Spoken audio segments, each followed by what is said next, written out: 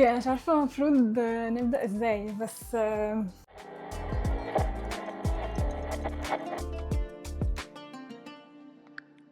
دي اول حلقه من برنامج سؤال الحلقه اف ام مع شهد الشاذلي. كل حلقه هسالكم سؤال، يا اما في اخر الحلقه يا اما على ستوري الانستجرام لحد ما نشوف هنظبطها ازاي مع بعض. مش انا بس اللي هرد على السؤال ده، انتوا كمان هتردوا عليه، والسؤال حرفيا ممكن يكون عن اي حاجه، وكل حلقه هيبقى موضوعها السؤال ده، وانتوا ممكن تختاروا السؤال ده. ممكن تبقى حاجه راندوم، حاجه ديب، بس انا بفكر كل مره اسالكم السؤال على الستوري عشان تردوا عليا كمان بفويس مسج لو انتوا حابين، عشان نحس ان احنا فعلا في برنامج راديو. انا اوريدي سالتكم اول سؤال على الستوري، بس انتوا ما كنتوش عارفين انا بسال السؤال ده ليه. فاول موضوع واول سؤال في اول حلقه لينا، الحاجات اللي انتوا بتشوفوها بيئه. اول حاجه انا بجد بشوفها بيئه، الناس اللي هي شالانت اصلا عادي ومهتمه، بس بتعمل نفسها نون شالانت وان هي مش مهتمه عشان تبان كول. اللي هي البنت بجد ممكن تكون مهتمه قوي، بس هي هتعمل نفسها ان هي مش مهتمه، هتعمل نفسها ان هي تشيل، هتعمل نفسها ان هي عايزه تروح طول الوقت. لو في مثلا حاجه عايزين نتصور او كده، لا مش عايزه اتصور. لو عايزين نعمل حاجه، لا مش عايزه.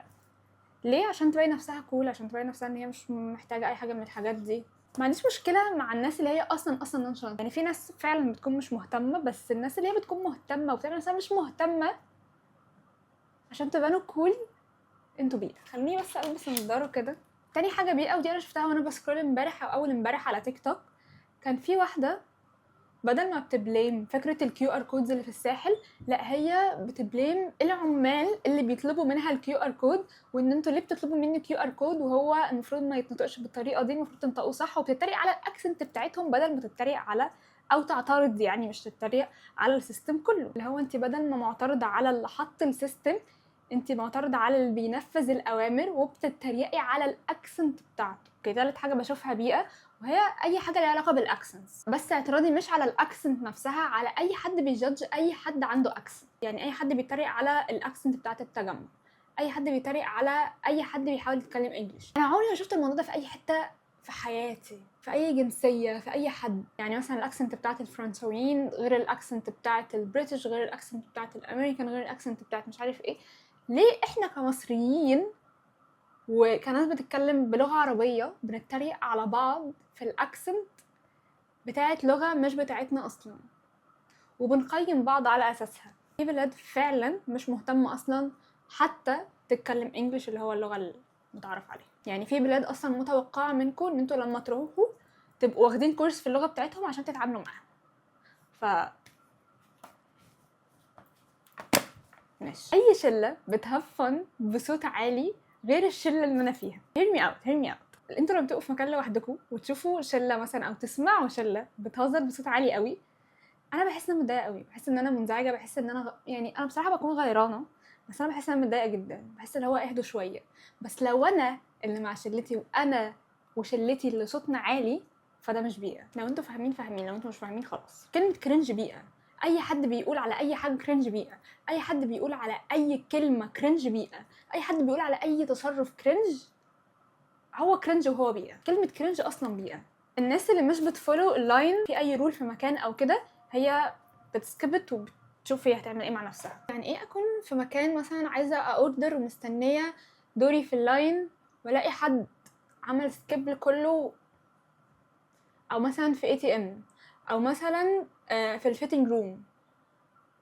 ليه اكون مستنيه مثلا كتير قوي واول ما اوصل دوري الاقي حد عمل سكيب لكل ده، وانا قررت ادخل دلوقتي عشان انا كنت هنا من شويه مثلا؟ بيئه. انتوا بيئه عشان انتوا ما بتحترموش الرولز، ما بتحترموش اللاينز، ما بتحترموش اي حاجه، ما بتحترمونيش انا شخصيا. انتوا بيئه. اوكي، ندخل بقى على بارت الاجوبه بتاعتكم. بس من المره الجايه انا هبقى متوقعه منكم ان انتوا تعملوا لي كمان فويس نوتس. انا بجد عايزه ابقى بسمعكم واحس ان انا في الراديو، مش عايزه ابقى بقرا بس. هحس دلوقتي ان انا كاني بقرا مثلا المسجز بتاعتكم. انا امبارح يا جماعه كنت بتفرج على اذاعه حب، وحسيت ان انا بتمرن على ده. في يا جماعه اكونت على تيك توك دلوقتي، انا مش فاكره اسمه، هحاول وانا بقدر احطه لكم هنا.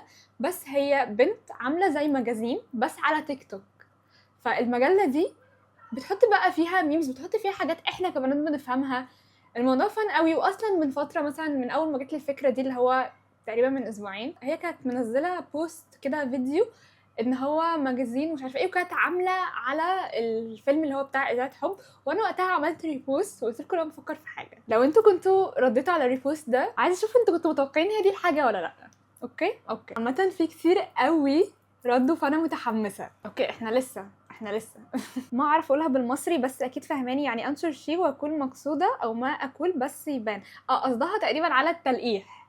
يا جماعه التلقيح بيئة. بس انا في حاجه بحب اعملها. انا بقالي كتير قوي ما عملتش كده لان انا بقالي كتير ما بقاش في دراما في حياتي، بس الاوقات اللي كان فيها دراما في حياتي مثلا من 3-4 سنين كنت بحب ابوست على اغنيه ليها علاقه بالموقف. بس انا دلوقتي استوعبت ان دي حاجه بيئة، هي فعلا حاجه بيئة، ما تلقحوش على بعض. this trend، الترند ده فعلا بيئة.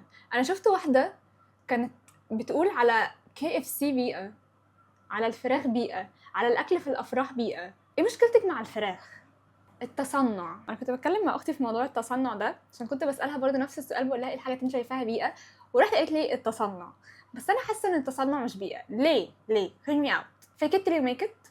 مش التصنع ده نفس fake it till you make it. لو انا مثلا عايزه اكون بشخصيه معينه، بعمل تصرفات معينه في طبقه معينه، ايا كان، لو انا مثلا عايزه اكون واثقه من نفسي او ابان واثقه من نفسي بس انا من جوايا مش واثقه من نفسي، بس انا باكت او بفيكت تلاي ان انا اكون واثقه من نفسي. انا بتصنع هنا، بس ليه ده ممكن يكون بيئه؟ فاهمين؟ ايه رايكم؟ حاسه الموضوع ده فيه اراء مختلفه. الاماكن اللي مش بتدخل المحجبات، انتوا اكتر شيء بيئه في العالم. الفكره ان هي بتكون حجتهم ان ده مش مكان محجبات، ان ده مكان سهر، ان ده مكان مش عارف ايه، او مثلا لو مكان فيه بحر او كده. انتوا مالكم ايا كان هما داخلين ليه بيعملوا ايه، انتوا مالكم. انتوا مش ده السبب ان انتوا مانعينه. انتوا مانعينه عشان انتوا شايفين ان هو بيئه وان هو هيخلي شكل المكان بطريقه معينه. انتوا بيئه. الكاميرا هتفصل، الكاميرا بيئه. الفول ميك اب في البحر، انا فاهماكي، بس في نفس الوقت افرض انا عايزه اتصور، بس انا فاهماكي عشان مش اي حد ممكن يكون مش اي حد ممكن يحط فول ميك اب في البحر. عارفين مين بتحط فول ميك اب في البحر بجد بحب شكلها؟ نهى. هي بجد احلى حد بيحط ميك اب على البحر شفته في حياتي. الطرحه الشيفون. حبيبتي ليه الطرحه الشيفون مضايقاكي؟ يا جماعه انتوا بتقولوا على حاجات كتير قوي هنا غريبه بيئه. عارفين ايه بيئه كمان؟ ان انا ضوافري اتكسرت النهارده ومش عايزه اسويها. دي حاجه بيئه، بس انا مش قادره مش قادره. فاهمين؟ هنطلع فوق شويه ونختار حاجه راندوم. تلقيح تاني. تلقيح فعلا ابيأ شيء، ابيأ حاجه في الدنيا. حاسه كلمه ابيأ بيئه، بس هي ابيأ. عرسان الجنه. يا جماعه نفسي افهم الترند بتاع عرسان الجنه ده. نفسي افهم بس، وهقول لكم هو بيئه مش بيئة، بس انا نفسي افهم. الفلتر اللي بيبيض قوي ده بيفكرني بفير اند لافلي زمان لما كنا بنحطه عشان احنا كنا متعقدين ان احنا سمر ومحتاجين نفتح نفسنا. ما تحطوش الفلتر ده الا لو انتوا ناصعين بياض. التريقه على لهجه حد بيئه. انا صعيديه، لما حد بيتريق على لهجتي او بيلقط اي حاجه بيئه. بكفي. اي ولد سايب بنت هي اللي تشيل حاجه تقيله او شنط عامه في الشارع بيئه. بروتين الشعر بيئه. انا عامله تريتمنت بس هو بيئه في ان هو بيوقع الشعر، وبيئه لما بيكون شكل الشعر واقف. بس في تريتمنتس حلوه. حاسه ان كلهم بيوقعوا الشعر بس اكيد في حاجه حلوه. الكارد بتاع ده اتملت، فدي برضو حاجه بيئه جدا من الكاميرا صراحه. ان حد يعتبر كلمه فلاح ودمج شتيمه. انا موافقه مع نص الكلام ده ونص تاني لا. كلمه فلاح احنا مش قصدنا على المزارع، احنا فاهمين، انا وانت وانتي وكلنا فاهمين يعني ايه فلاح. لكن كلمه دمج، اي حد بيستخدم كلمه دمج بيئه. هو مش بس بيئه، هو محتاج يعني الحواجب التاتو بيئه. البرنت التايجر. انتوا عارفين ان انا بحب التايجر صح؟ بس انا فاهمه. قبل كده كنت في مكان وكان فعلا في يعني شفت المنظر التايجر البيئه ده، وساعتها حتى سالت صاحبتي هو انا لما بلبس تايجر بيكون شكلي بيئه كده؟ قالت لي لا، بس انا من وقتها وانا حاسه ان انا خايفه البس، يعني خايفه وقلقانه وفاهمه. انتوا رايكم يا جماعه التايجر البرنت التايجر بيئه ولا مش بيئه؟ عليا انا بيئه ولا مش بيئه؟ هو انا قلت بيئه دلوقتي؟ انا بيئه، انا شخصيا بيئه.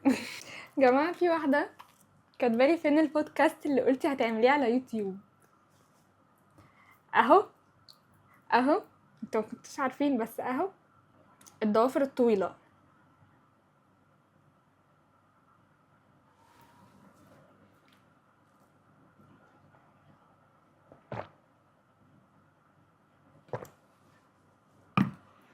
سكيني جينز، سكيني جينز اكتر حاجه بيئه في العالم.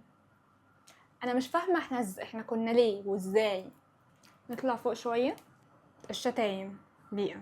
السكيني جينز تاني بس مكتوب من غير ستايلينج صح. لا، هو سكيني جينز عامه بيئه. الحمد لله احنا كبنات اقتنعنا بده، 99% مننا، بس مش كل الولاد اقتنعوا بده. يا ريت تقتنعوا. لا لحظه، في واحده كاتبه العبايات بيئه. انت بتعملي ايه عندي؟ البوم عمرو دياب الجديد. مش عايزه اتكلم عن الموضوع ده. لبس السان جلاسز جوه او مثلا في مكان يكون ضلمه مش بيئه، لان سان جلاسز انا بحس ان هي بتكون اكسسوري او بارت من الاوتفيت، انا بحب البسها طول الوقت،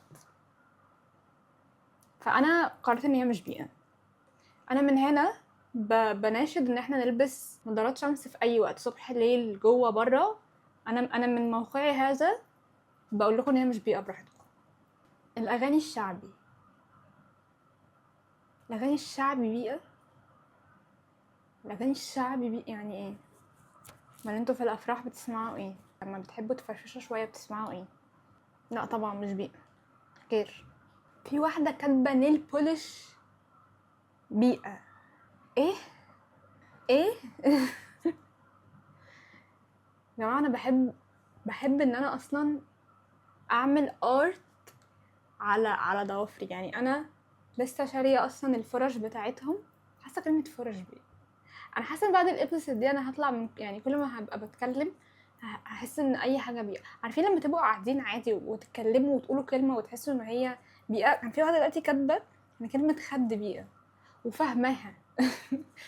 فاهم يعني فاهماها. بس المهم كنت بقول ان انا جبت عشان ارسم على ضوافري بالنيل بولش، عشان حاولت ارسم بحاجات تانية معرفتش. ف